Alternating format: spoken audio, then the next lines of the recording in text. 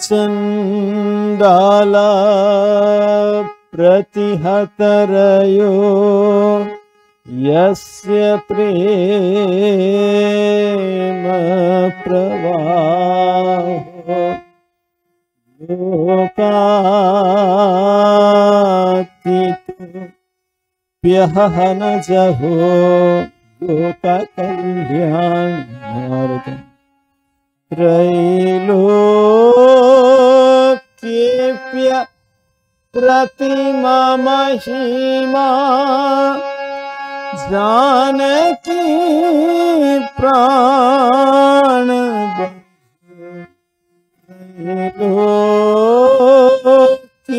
त्रैलोक्येऽप्य प्रतिमा महिमा जानकी प्राण बंधु भक्त्या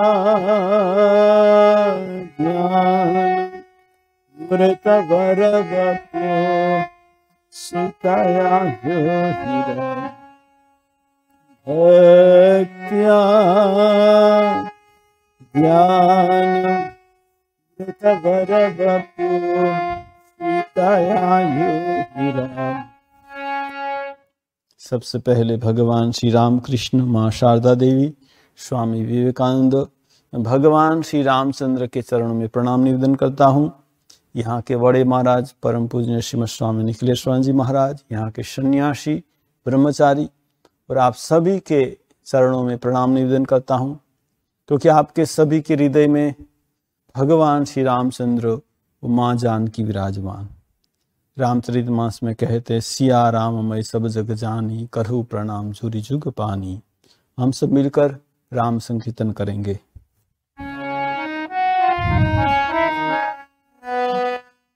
राम सिया राम जय जय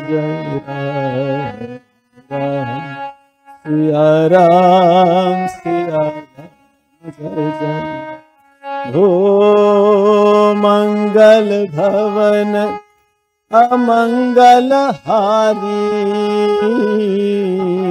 द्रवम सुत सरथ अजीर बिहारी। राम सिया राम जय जय राम।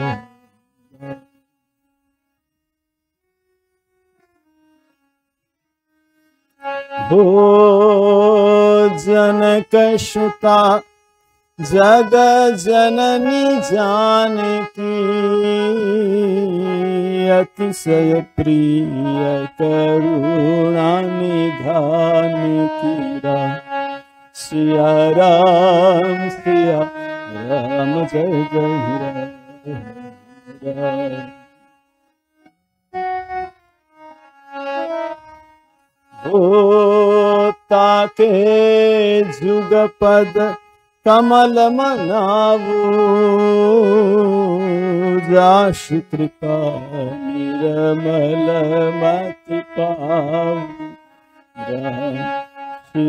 राम सिया राम जय राम, सिया राम हो रघुकुल रीति सदा चली आई, प्राण जाए बचन जाए। राम सिया राम जय जय राम।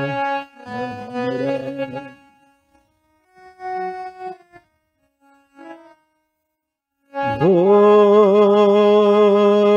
जय जय जय हनुमान गोसाई, कृपा करे देवकी नाई। सिया राम जय जय राम।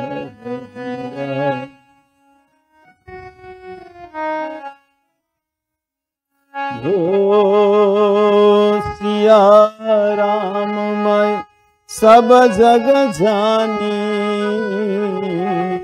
करहु प्रणाम जोरी जुग पानी। सिया राम जय जय राम, सिया राम जय जय राम, सिया राम जय जय राम।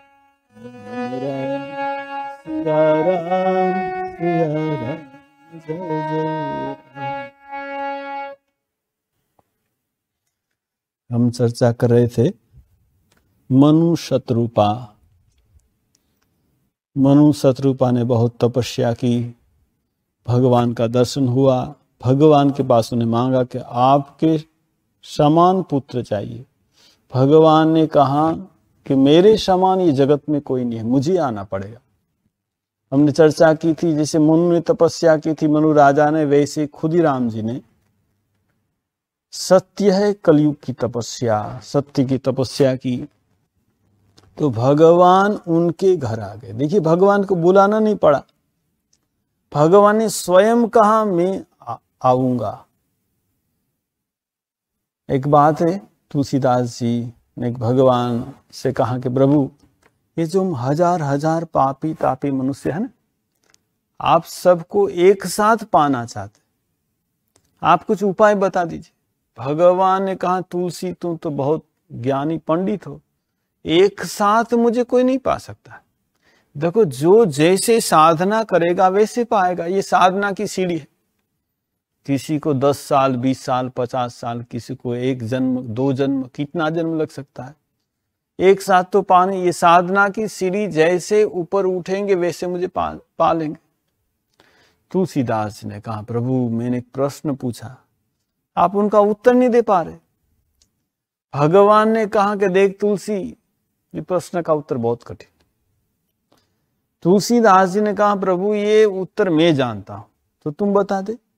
तुलसीदास ने कहा बताऊंगा तो सही, लेकिन एक बात है क्या, जो मेरा प्रश्न आपके मन के मुताबिक हो तो आपको मेरी बात सुननी पड़ेगी। भगवान ने कहा ठीक है। फिर देखिए मैंने जब पूछा ये हजार हजार पापी तापी मनुष्य आपको पाना चाहता है, अपनी सीढ़ी बता दे कि सीढ़ी से ऊपर उठो मुझे पा लो। अच्छा प्रभु सीढ़ी से ऊपर उठा जाता, अच्छा नीचे भी उतरा जाता, आप नीचे आ जाइए हम आपको पा लेंगे। देखिए भगवान नीचे उतराते, अवतरणिका, भगवान अवतरित होते हैं। भगवान श्री राम कृष्ण अवतरित हुए, जो अभेदान जी ने लिखा, वितरितुम अवतीर्णम ज्ञान भक्ति प्रशांतिम प्रणय गलित चित्तम जीव दुःखासहिष्णुम धृत सहज समाधिम चिन्मयम कोमलांगम विमल परमहंसम रामकृष्णं भजामं। वितरितुम अवतीर्ण, अवतीर्ण क्यों है, वितरण करने के लिए। क्या, ज्ञान भक्ति प्रशांति। देखिए शांति किसको कहते, हमने ठीक किया कि ये काम करूंगा हो गया, शांति हो गई, लेकिन फिर अशांति हो सकती है। लेकिन प्रशांति में क्या होता है, जो भी हो मन की शांति नष्ट नहीं होगी, वो प्रशांत है। और ये वितरितुम अवतीर्णम ज्ञान भक्ति प्रशांति, भगवान श्री राम कृष्ण हमको ये देने के लिए आए थे। हम जो भगवान को अपना आदर्श बनाएंगे, उनने जो बोला है उनके अनुरूप चलने का प्रयत्न करेंगे, तो हमको ये प्रशांति लाभ होगी। तो हम चर्चा कर रहे थे भगवान शिव पार्वती को भगवान राम के जन्म के कारण के बारे में बता रहे। नारद मुनि ने अभिशाप दिया, मनु ने तपस्या की, और बाद में कहते हैं कि एक सत्यकेतु राजा था, बहुत बड़ा अच्छा राजा था। उनका पुत्र था प्रताप भानु और एक अरिमर्दन, 2 पुत्र था। दोनों पुत्र बहुत अच्छे थे। सत्यकेतु ने बाद में प्रताप भानु को राज्य दे दिया। उनका प्रताप भानु राज्य का एक मंत्री था, उसका नाम धर्मरुचि था, बहुत अच्छा था वो भी। प्रताप भानु ने कहते कि 7 खंड पृथ्वी सब पर जाकर उसने विजय प्राप्त कर लिया। ये पृथ्वी में कोई ऐसा नहीं बचा जो प्रताप भानु के अधीन न हो। वो प्रताप भानु बहुत अच्छा राजा था। यहाँ कहते कि वो धर्मों के अनुसार चलता था। और पुराण में जब यज्ञ की बात कहते हैं, जो ये यज्ञ करना चाहिए, वो सब यज्ञ उसने 1000 बार किया। बस 1000 बार, जो यज्ञ एक बार कर 1000 बार। कहते हैं जहां लगी कहे पुराण श्रुति, एक एक सब जाग। पुराण श्रुति में जो एक एक यज्ञ की बात कर रहे, 12 सहस्त्र निप किए सहित अनुराग। और क्या नाना बापी कुल तड़ागा, सुमन वाटिक सुंदर बागा। वो सब बगीचा करते थे, तालाब खुदवाते थे। और कहते विप्र भवन सुर भवन सुहाए, सब तीर्थ विचित्र बनाए। विप्र को लिए घर, धर्मशाला, देवताओं के लिए मंदिर, और के जहाँ जहाँ तीर्थ था, तीर्थ अच्छी तरह से बनाते थे। कहते हैं उनकी प्रजा भी बहुत सुखी थी, सब कुछ अच्छा था। गुरु सुर संत पितर मही देवा, करई सदा निप सब की सेवा। सबकी सेवा करता था बड़ी की, और सब ठीक तरह से चल रहा था। एक बार क्या हुआ, राजा ने मृगया करने के लिए सोचा। वो मृगया करने के लिए उनके सैन्य समेत चले और जंगल में जाकर वो हरिण का शिकार करने लगे। वो शिकार करते करते करते बाद में उसने देखा, फिर वो शिकार करने के लिए वापिस आ रहा था। फिर तो विपिन नृप दिख बराहु, एक बड़ा सुअर देखा, उससे बहुत बड़ा सुअर देखा। और जब देखा जनु बन दूरे उस शशि ग्रही राहु, इतना बड़ा था कि जैसे राहु चंद्रमा को पकड़ता है ना, दांत उसका इतना बड़ा बड़ा था। उसको देखकर उसने लगा कि नहीं, इसका शिकार करना चाहिए। देखिए उसका शिकार तो हो गया था। फिर वो शिकार करते करते क्या है, जो खून न तब खून गर्म हो जाता है, तो फिर उसने उसकी ओर अपना घोड़ा चलाया। और वो जो सुअर था बड़ा हो, वो इधर उधर जाता था, कभी छुप जाता था, कभी दिखाई देता था। ऐसे करते करते इतना घोड़ा दौड़ा, इतना घोड़ा दौड़ा, कहते हैं कि उनके सब साथी पीछे रह गए, वो साथी से अलग हो गया। वो जा रहा है, लेकिन कहते वो सामने कभी आते, कभी छुप जाते, ऐसे करते बहुत दूर चला गया। लेकिन राजा ने आज सोचा कि नहीं, इसको मुझे मारना ही, उसका शिकार करना है। ऐसा करके राजा उसके पीछे पीछे घोड़ा दौड़ाने लगा। और कहता है कि एक ऐसी गुफा थी, पहाड़ की गुफा में ऐसे घुस गया। उस गुफा में जाना बहुत कठिन था। अब शाम हो गई, धीरे धीरे अंधेरा होने लगा। राजा अकेला है, रास्ता भूल गया, क्या करे। अब वो तो थक गया, अब सुअर तो मिला नहीं। अब वो देखने लगा कहीं पानी मिल जाए तो पी लूं। बहुत भूखा प्यासा इधर उधर भटकता रहा। और दूर उसने आश्रम देखा। उसने सोचा कि आश्रम है तो जरूर वहां जलाशय सब कुछ होगा। तो आश्रम में जब गया तो एक मुनि जैसा कोई बैठा हुआ। सचमुच वो मुनि नहीं था, वो कपटी राजा। प्रताप भानु क्या करता था, जब किसी राज्य को जीत लेता था, फिर राज्य उन राजा को ही दे देता था कि ठीक है, तुम हमारा कर है ना वो देना और मेरे अधीन रहना। तो कोई कोई उनकी दासता स्वीकार कर लेते थे। लेकिन ये जो राजा था ना, वो कपटी राजा, उसने दासता स्वीकार नहीं की, वो भाग गया। उसने सोचा ठीक है, आज उनका प्रताप भानु का अच्छा दिन है, कभी हमारा भी अच्छा दिन आएगा। अभी हमारा बुरा दिन है, हमारा अच्छा दिन कभी आएगा। अब वो जब राजा आ रहा था ना, ये कोई मुनि बुनि नहीं था, बहुत सालों तक जंगल में रहता था, तो दाढ़ी बढ़ गई, बाल बढ़ गए, तो ऋषि जैसा लग रहा था। वो जंगल में रहता था एक कुटिया बनाकर। अब उसने राजा को देखकर उसने तो राजा को तुरंत पहचान लिया कि प्रताप भानु, ठीक है आने दो। वो आया, उसने तो रूसी समझकर प्रणाम किया प्रताप भानु। मुझे थोड़ा पानी चाहिए, तो बोला ठीक है यहाँ सरोवर है जाओ तुम। सरोवर में जाकर स्नान किया, पानी पिया, घोड़ा को स्नान करवाया, फिर वापिस आया और बैठा और कहा आपका नाम क्या है? मुझे मेरा नाम तो भिखारी है। और देखो ये मैं बहुत दिनों से यहाँ, मुझे मान प्रतिष्ठा कुछ अच्छा नहीं लगता, बस भगवान के सिवा और क्या चाहिए। भगवान जो मिल जाए, हमारे मन के मुताबिक सब मिल जाए तो और सब जरूरत कुछ नहीं है। आपका परिचय दीजिए। जब प्रताप भानु ने कहा तो देखो मैं तो वैसे तो किसी को बताता नहीं, आज तक किसी आदमी से नहीं मिला मैं, ये पहली तुम्हारे साथ मुलाकात हो और तुम मेरी बात मानोगे कि नहीं को पता नहीं। मेरा नाम एक तनु है। एक तनु का मतलब जब सृष्टि का आरंभ हुआ तब से मैं हूं। मैंने कितना सृष्टि स्थिति प्रलय देखा, मेरे सामने बहुत कुछ हो गया। तपस्या से क्या नहीं होता, तपस्या से ब्रह्मा भी तपस्या से होता है, भगवान शिव भी तपस्या करते। जो भी तुम जगत में जो कुछ देख रहे हो ना, सब तपस्या से अधीन है। तपस्या से सब कुछ मिल सकता है। मैं यश प्रतिष्ठा से दूर रहता हूं, किसी मनुष्य से मिलता नहीं हूं। आज भाग्य से तुम्हारा और मेरा मिलाप हो गया। और कहा कि तुमने, ये पूछा उसने, एक कपटी राजा ने, आप कौन है?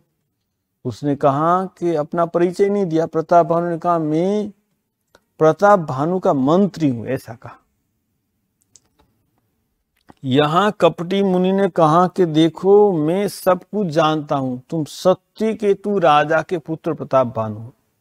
इसको तो सब पता था, उसके साथ युद्ध हुआ था, भाग गया था।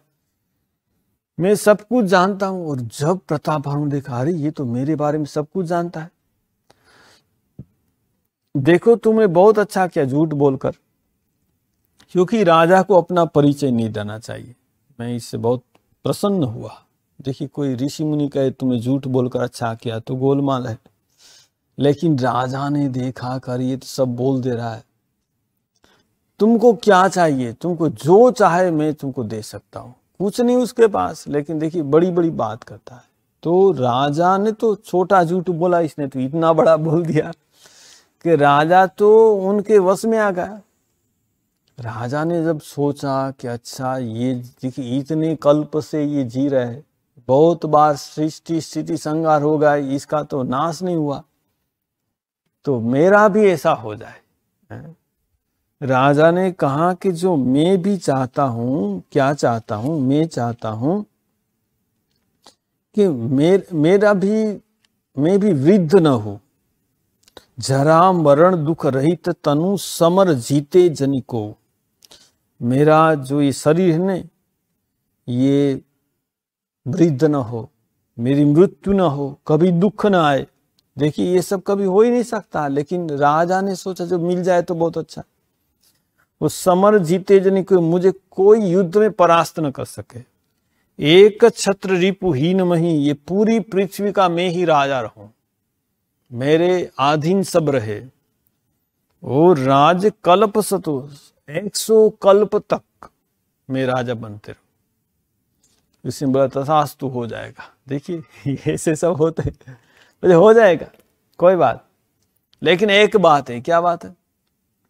देखो तुमको ब्राह्मण को प्रसन्न करना पड़ेगा, तो ब्राह्मण को प्रसन्न रखेगा तो ये सब कुछ हो जाएगा। तो ब्राह्मण को कैसे प्रसन्न रखे? तो देखो बात तो वैसे कठिन नहीं है, लेकिन बात यह है कि ब्राह्मण का शाप से ही तुम्हारी दुर्गति हो सकती है। तुम सब ब्राह्मण को वश में कर लो तो तुम्हारी कभी दुर्गति नहीं होगी। तो ब्राह्मण को वश में कैसे किया जाए? तो ये कपटी राजा ने कहा कि देखो मैं जो रसोई बनाऊं और जो ब्राह्मण को खाए, तो क्या होगा, जो जो ब्राह्मण रसोई खाएगा ना सब तुम्हारे अधीन हो जाएंगे, और उनके घर भी जो खाएंगे वो भी तुम्हारे अधीन हो जाएंगे। लेकिन अब तक मैं कभी किसी के घर गया नहीं, मैं कभी समाज में कभी जाता नहीं हूं, मैं जाने से काम हो जाता, लेकिन अभी तक मैं कहीं गया नहीं। राजा तो उनके चरण में पैर में गिर गया, कह रहे नहीं नहीं, मेरे लिए आप तो ऋषि है, संत है, दया करते, दूसरों का कल्याण की चिंता करते, मेरे लिए आप मेरे नगर में पधारे और रसोई बनाई। उसने कहा वैसे तो जाता नहीं, लेकिन तुम जब बोलते हो तो ठीक है।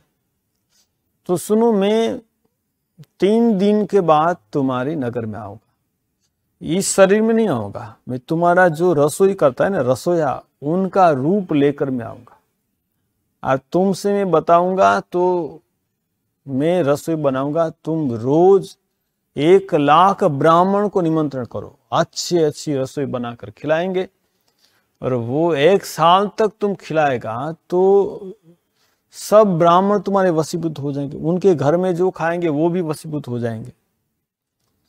तो राजा ने कहा ठीक है, बहुत अच्छा है, पर देखो 3 दिन के बाद मैं आऊंगा, लेकिन ये बात जो तुम किसी को बता देगा तो काम नहीं होगा।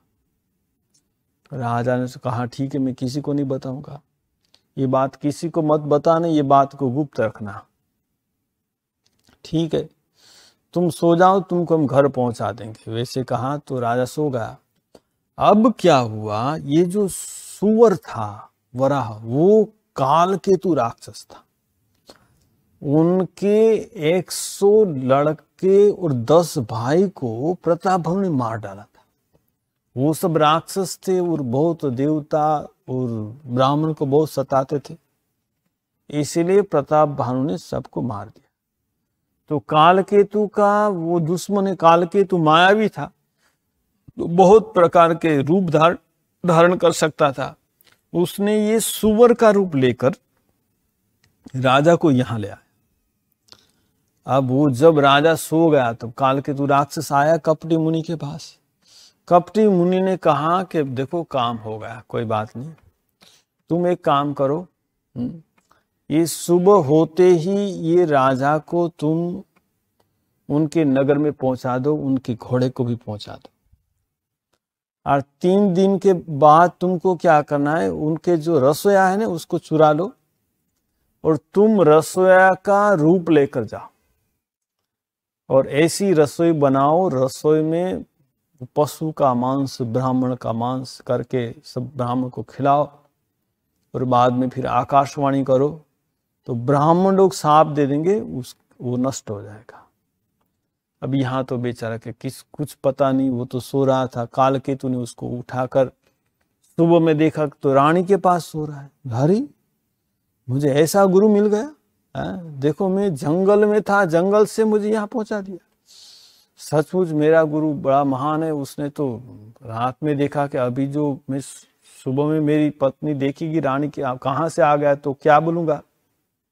उस चुपके से वो बाहर निकल गया घोड़ा को लेकर, और जब सूरज निकला, दोपहर हुआ, तब वो घोड़े से लौटा।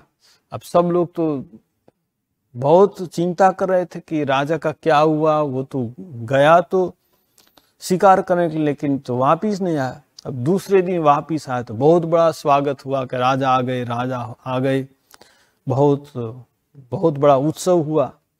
अब राजा तो सोच रहा है कि 3 दिन का पूरा हो, जो ये गुरु मेरा जो मिल जाए। अब ये कालकेतु राक्षस ने क्या किया, उनका जो रसोया था ना उसको चुरा लिया, चुरा कर गुफा में रख दिया, और वो रसोया का लेकर रूप लेकर आ गया। 3 दिन के बाद उसे मिला कि मैं वही आपका वो मुनि हूँ जिससे आपसे मुलाकात हुई थी। आप 1 लाख ब्राह्मण को न्योता दीजिए, सबके लिए रसोई बनेगी, सबको खिलाएंगे। उसको तो बहुत आनंद आ गया, वाह मैं जो गुरु मिल गया, कितने महान मेरे गुरु, वो तो कल्प तक जीते रहते हैं, जब सृष्टि स्थिति संहार हो, मैं भी वैसे 100 कल्प तक जीऊंगा। वो सोचकर बड़ा आनंदित हुआ और 1 लाख ब्राह्मणों को न्योता भेजा। ब्राह्मण लोग आए, बहुत तरह की रसोई बनाई। और जब रसोई खाने के लिए ब्राह्मण बैठे, तब कालकेतु ने क्या किया? कालकेतु ने आकाशवाणी की। राक्षस था वो, तो माया जानता था। आकाशवाणी की, ब्राह्मण को कहा कि तुम मत खाओ, ये जो बैठे हो खाने के लिए, तुम्हारे खाने में पशुओं का मांस, ब्राह्मण का मांस मिलाया हो।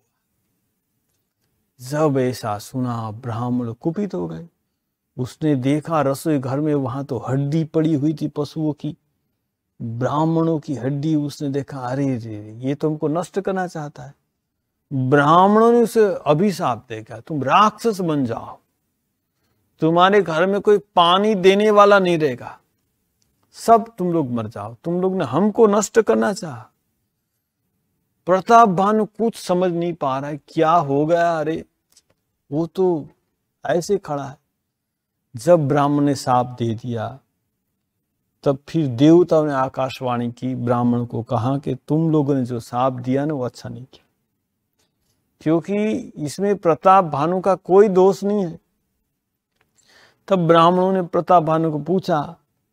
प्रताप भानु ने सब बात बताई कि मैं ऐसे उधर गया था शिकार करने के लिए, वहां एक मुनि मिले, उसने मुझे ऐसे कहा था, मैंने ऐसे किया। अब तो ब्राह्मण ने कहा, देखो ये सांप तो हम वापिस नहीं ले सकते, जो होना था हो गया, अब क्या करें? कुछ दिन के बाद क्या हुआ, वो जो कपटी राजा था ना, उसने दूसरे जितने सब राजा था जो उनके शत्रु थे, सब एक साथ मिल गए। एक साथ मिलकर उसने यहाँ आक्रमण किया। रोज युद्ध होने लगा, रोज युद्ध होने लगा। कहते ऐसे 1 साल तक युद्ध चलता रहा, रोज युद्ध होता है। धीरे धीरे यहाँ के सब, प्रताप भानु, उनका भाई, उनके कुल सब नष्ट हो गए, सब मर गए। और ये सब फिर वो कपटी मुनि ने अधिकार कर लिया। अब ये प्रताप भानु दूसरे जन्म में रावण होकर जन्म। उनका जो भाई था अरिमर्दन, वो कुंभकर्ण हुआ। उनका जो मंत्री था धर्मरुचि, वो विभीषण हुआ। तो यहाँ कहते हैं भगवान शिव एक बार एक कल्प में प्रताप भानु रावण। देखिए हमने यहाँ देखा कि जय विजय रावण कुंभकर्ण हुए थे, जलंधर रावण हुआ था, शिव के गण थे वो दोनों रावण कुंभकर्ण हुए थे। अभी ये प्रताप भानु और उनका भाई रावण कुंभकर्ण हुआ। तो हम बता रहे थे कि हर त्रेता युग में भगवान का जन्म होता है और अलग अलग रावण आते हैं। और कहते ये पुलस मुनि के कुल में इनका जन्म हुआ, रावण कुंभकर्ण विभीषण का जन्म हुआ। उसने बहुत तपस्या की, बहुत तपस्या की पाने के लिए, भगवान को पाने के लिए उग्र तपस्या की। यहाँ कहते ऐसी उग्र तपस्या की जिसका वर्णन नहीं हो सकता, ऐसी उग्र तपस्या की। कहते जब बहुत गर्मी के दिन चारों ओर अग्नि के बीच रहकर तपस्या करते थे। और कहते हैं कि जब ठंडी में पानी में रहकर तपस्या करते थे। और कहते हैं बारिश में भीजते भीजते तपस्या करते थे। ऐसी तीनों ने तपस्या की। तपस्या से कहते हैं भगवान संतुष्ट हो गए। तो संतुष्ट हो गए और कहते भगवान शिव तपस्या से संतुष्ट होकर उनको वर देने के लिए आ रहे। यहाँ कहते किन्न विविध तपति निहु भाई, परम उग्र नहीं बरन जाई, गयहु निकट तप देखी विधाता, मागहु वर प्रसन्न मिता।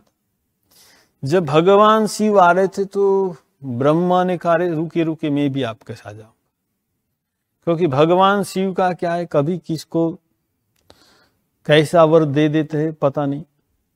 एक बार एक भस्मासुर राक्षस था, तो भगवान शिव के पास मांगा क्या चाहिए, बोले मैं जिसके मस्तक पर हाथ में भस्म हो जाए। तो भगवान शिव तथास्तु।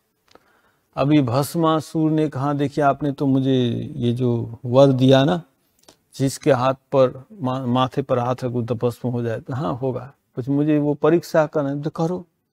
जी यहाँ तो कोई नहीं, आप ही है, आपके मस्तक पर हाथ रखूंगा। अरे भगवान शिव ने, मैंने तुमको वर दिया, तुम मेरे सिर पर हाथ रखो। भगवान दौड़ने लगे पीछे, वो भस्मासुर दौड़ने लगा। भगवान शिव विष्णु के पास गए। विष्णु बोले ठीक है मैं देखता हूं। तो भगवान विष्णु आ गए। क्या बात है, किसको ढूंढ रहा है? शिव जी को। क्या तुमको दिया वर? जिसके माथे पर हाथ रखो वो नष्ट हो जाएगा, भस्म हो जाएगा। अरे भगवान शिव तो भांग पीते हैं ना, वो भांग पीते हैं, उसका तो सब ठीक नहीं। वो कभी क्या बोल दे, तुमने क्या सच मान लिया? तो तुम परीक्षा करके देखो ना, अपने मस्तक पर हाथ रखो ना। बोले ओ मैं अपने मस्तक पर हाथ रखूं मर जाऊंगा ना। नहीं एक काम करो, जो भस्म होने की बात है ना, तुम अपने मस्तक पर हाथ रखो ना, ऐसे रखोगे तो थोड़ा ताप लगेगा। मस्तक पर ताप रखे ना, लगे ना तो हाथ हटा लेना, कोई बात भी, ठीक है। हाथ रखा ऐसा, ताप लग रहा है नहीं, और नीचे ताप नहीं, रखो माथा पर। जैसे माथा पर रखा ना, बस मर गया। तो यहाँ भगवान शिव किसी को तो साप देते ना तो क्या होता है पता नहीं। तो भगवान शिव के साथ ब्रह्मा ने मैं भी आऊंगा। तो यहाँ कहते हैं कि गयहु निकट तप देखी विधाता मागहु और प्रसन्न मितात। देखो यहाँ तीनों तपस्या करे, रावण, कुंभकर्ण, विभीषण, और भगवान शिव और ब्रह्मा मिलकर उनको वरदान देंगे। ये बात को हम फिर, ये चर्चा को फिर आगे बढ़ाएंगे। अब सब मिलकर हम संकीर्तन करेंगे। आप सभी लोग मेरे साथ कीजिए। श्री राम जय राम जय जय राम, श्री राम जय राम जय जय राम, श्री राम जय राम जय जय राम, श्री राम जय राम जय जय राम, श्री राम जय राम जय जय राम, श्री राम जय राम जय जय राम, श्री राम जय राम जय जय राम, श्री राम जय राम जय जय राम, श्री राम जय राम जय जय राम, श्री राम जय राम जय जय राम, श्री राम जय राम जय जय राम, श्री राम जय राम जय जय राम, श्री राम जय राम जय राम, श्री राम जय राम जय जय राम, श्री राम जय राम जय जय। बोलो सियावर रामचंद्र जी की जय, पवन सुत हनुमान की जय, उमापति महादेव की जय, शारदावर राम कृष्ण की जय, सदगुरु देव की जय। बोलो भाई सब संतन की जय, सब भक्तन की जय। ओम नमः पार्वती पतये, हर हर महादेव हर।